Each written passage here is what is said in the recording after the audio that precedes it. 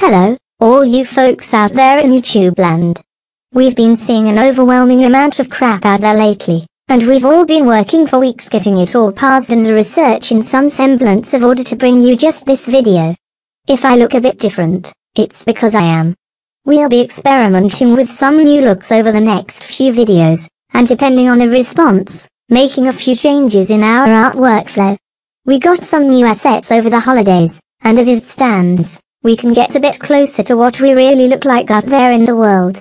There will be a few differences, however, just to keep the real nutcases away. If it comes down that people want the original artwork back, we can still readily do that. There's more we can do with these, but as is always the case, they cost rather more than Kage has a budget for, so acquisition of new material will be slow in coming. Well, enough of all that. Financial details play into this week's topic, albeit not hose off the channel, and not in the way one might think.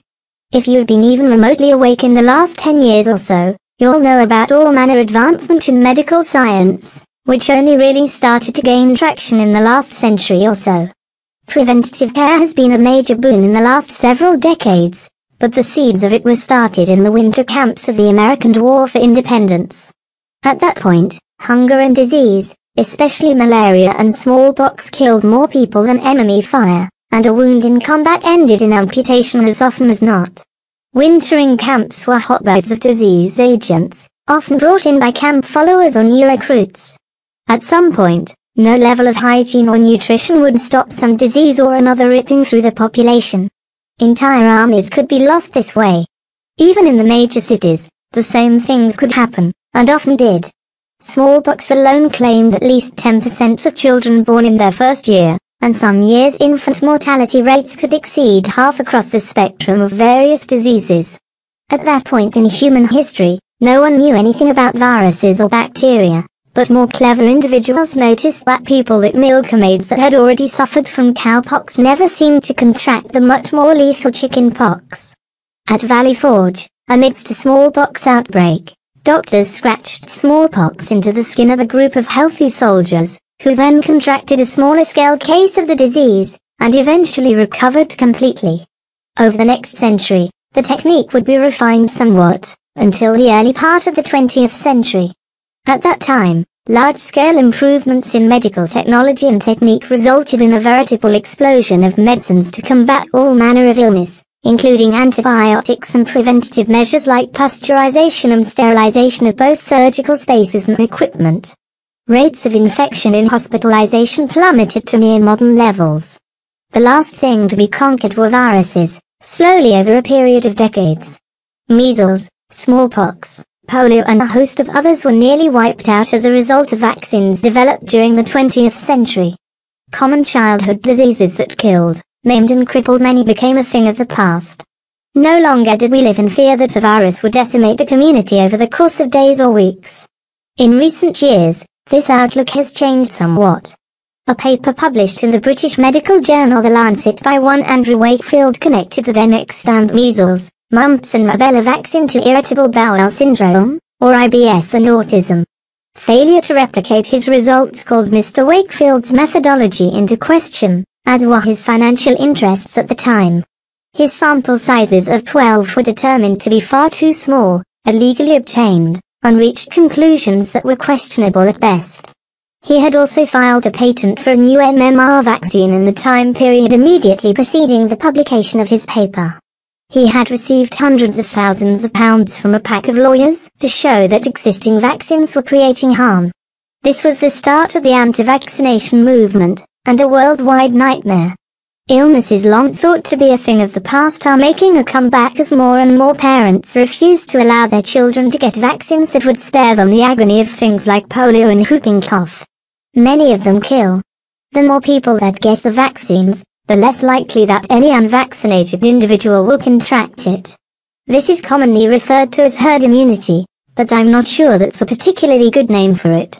In the minds of some, it evokes the image of large groups of sheep or cows, and that gives them the want to rebel, lest they be thought of as sheep. The people that lead the anti-vaccination stampede were religious objectors, but more and more parents are objecting out of fear. The internet provided a breeding ground for disinformation, and the authors of such are more plentiful than grains of sand on a pristine white beach. Whereas Wakefield's crimes were eventually discovered, the perpetrator eventually stripped of his medical license, and his paper completely withdrawn, the celebrity campaign of misinformation continues unabated.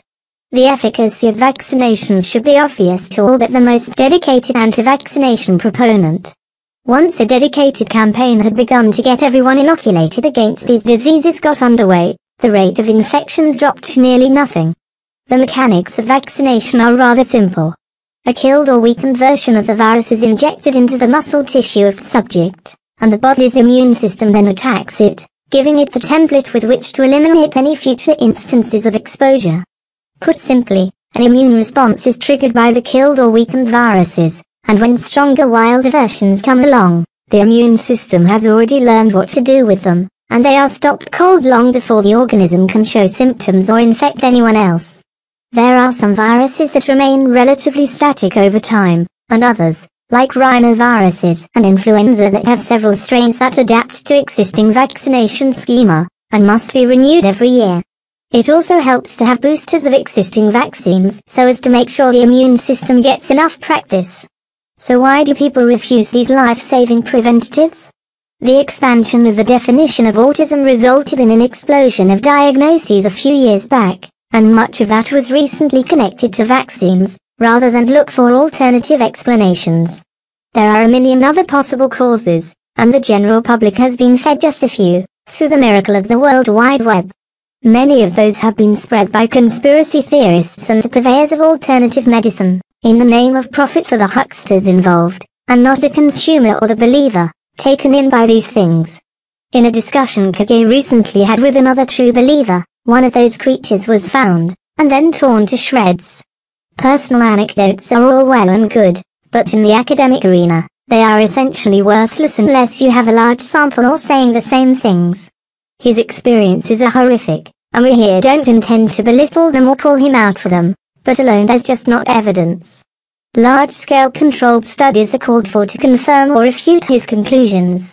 The same of a paper that was cited elsewhere, in which the conclusion was that more study was needed, not that the correlation between a single mercury atom in a large chain molecule used as a preservative for multi-dose vials was ironclad as asserted. Further study was warranted and indeed done, and vindicated the use of thimerosal as not causative.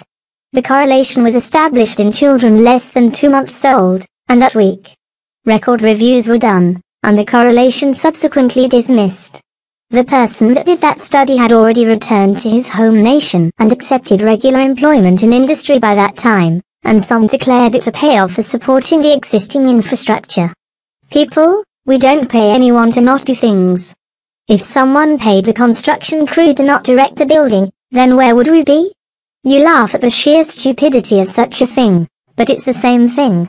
You pay researchers to obtain a finding, whether for or against a thing. Both industry and public funding sources do exactly the same thing, and although some public studies tend to be more critical, a lot of those get hammered on review. The scientific method works, and usually to the benefit of society. Even weapons researchers break away uses to the rest of society. As an example, look at the atomic bomb. From that program came the microwave oven, nuclear power, and a host of other improvements the likes of which we are only just now seeing. Without a program for rocket-based delivery systems, the world's space programs would never have gotten off the ground, never mind advancements deriving from that having made the computer that this video was made on even possible. We save billions of dollars a year not having to treat illnesses that can be prevented with a few injections costing up to $3 a dose for most of them. Some are a bit more, but none on the current fact sheet from the Centers for Disease Control reach $20 including excise taxes in some cases, not matter the age of the patient. Some organizations get them for even less. UNICEF gets their measles vaccines for just 10 cents a dose, for example. Even with doctor's visits, the cost of these things for 1,000 patients are far less than just one patient contracting whooping cough, measles, or even polio. If they didn't work, then the insurance companies wouldn't pay for them. It is that simple. They have their own researchers to examine the claims of industry and public scientists, And I can guarantee that if they found something amiss that they'd tell their bosses. Insurance companies make their money by betting on what will and won't help keep people healthy, and a bad bet can cost millions or billions of dollars. They want you to use the vaccines, because not having to treat you for the lifelong crippling meted by polio alone will cost more than the $20 or so the vaccine will cost. The same with annual physicals or well-child checks. Identifying a potential problem before it becomes a long-term issue is in the best interest of society as a whole. All the scare tactics undertaken by the anti-vaccination group have already done an immense amount of harm, as just in the last few years, people have been contracting diseases long thought dormant. Polio, chickenpox, and other similar diseases are again on the rise, with our most vulnerable population, the children, being hurt or in some cases killed by things that a moment's discomfort and an hour's worth of complaining on the part of the child would have prevented. Even if every effect the conspiracy nuts are saying is true, and there is ample evidence to the contrary, then is not having to bury your children worth the 1 in a million chance that they would suffer an adverse effect from the preventative? What are human lives worth? At what point are your children not worth the minuscule risk of vaccination against the predations of the virus that if caught will result in crippling, disfigurement, maiming, or even death? Scarlet fever can strike an infant deaf and blind easily. Whooping cough can smother a child in no time at all. Measles are disfiguring on a good day, and can swell the brain to the point where any movement can kill. Or polio, which attacks the muscles and paralyzes its victims. Those that are fortunate enough to not suffer that fate live the rest of their lives in agony over the simplest of movements. For an infant, all of these diseases can and will kill at a moment's notice, because their immune systems aren't yet developed enough to fight these things. Giving them a killed or severely weakened virus could save the next Einstein, or Abraham Lincoln, or any number of examples of great minds of the past. Maybe you don't consider this argument particularly compelling, or maybe you think Big Pharma is out to get you. I really don't care. Chances are, your parents were smart enough to realize that there is no benefit in lying to you about the efficacy of these drugs, and had you vaccinated. As adults, you can make your own decisions with respect to your own person. But for the love of your children, their children, and the children of society as a whole, please, please, please vaccinate them against a range of common illnesses. The risks of real harm to them are on par with winning the lottery 3 weeks running, and the benefits are incalculable. Kage has had all of his children vaccinated, and should I ever be lucky enough to have some of my own, I will as well. Sure, Big Pharma makes a few pence on each dose, but can you really begrudge them that, compared to the lifelong health of your children, and those of the community at large? I certainly can't.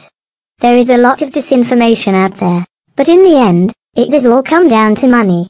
What costs less, a shot, or a hospital stay and continuing aftercare?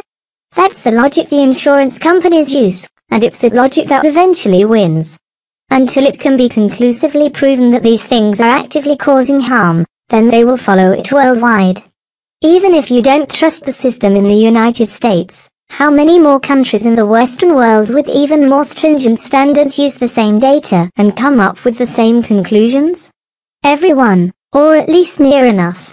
The scare tactics employed by the anti-crowd have resulted in an increasing cost to the third world, as well as the outright rejection of medications that would save lives had they been administered. People are dying, and you stick to your conspiracies. Children are being killed every day as a direct result. Please don't let it continue. Share and repost this video at will, and if we can convince just one person to vaccinate their children, then every bit of hate we're going to get over this topic will be worth it. For your children, for my children, for all the babies that were born this year, and will be born in the next, do this one thing, even if you don't like it. Seeing the smiling faces of the generation yet to be born will be the ultimate reward.